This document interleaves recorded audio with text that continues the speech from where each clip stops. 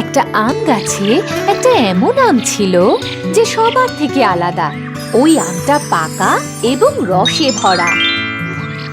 ওই আমটা চিন্তা করতে পারত, আবার কথাও বলতে পারত।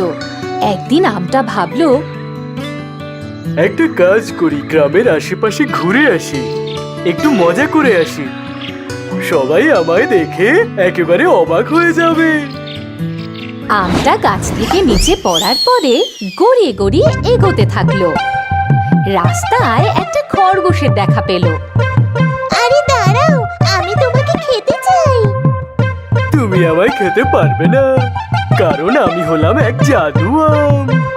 আমি তোমার আগে পালাবো, তুমি কি করে আমায় খাবে?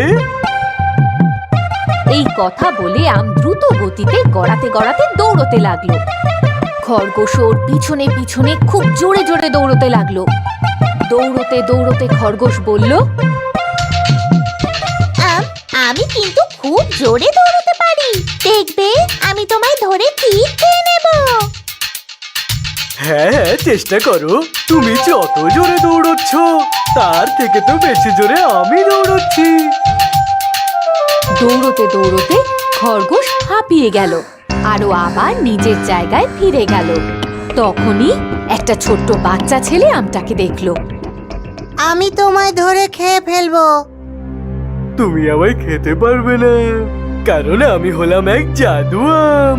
আমি তোমার আগে পালাবো, তুমি কি করে আমায় খাবে? আম খুব দ্রুত গতিতে দৌড়তে থাকলো আর ওই ছোট্ট বাচ্চাটা ওর পিছনে দৌড়তে লাগলো। তখনই একজন মহিলা এলো আর বলল, কি সুন্দর দেখতে আমটা, আমি এখন এটাকে ধরে খাবো। তুমি আমায় খেতে পারবে না, কারণ আমি হলাম এক জাদু আম।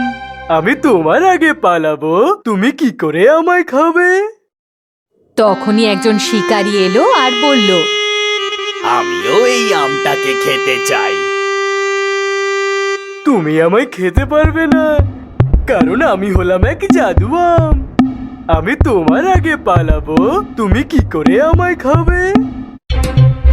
আম জোরে জোরে দৌড়তে লাগলো আর ওর পিছনে এক ছোট্ট বাচ্চা, আর তার পিছনে এক মহিলা, আর সবার শেষে এক শিকারী।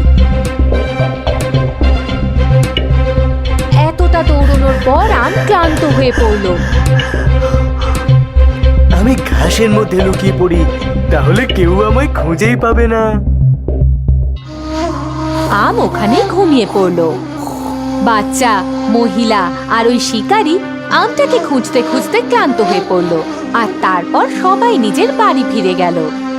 আম ওখানেই বেশ কিছুদিন পড়ে থাকলো, আর একদিন আমটা শুকিয়ে পচে গেল আর পোকাও ধরলো তাতে।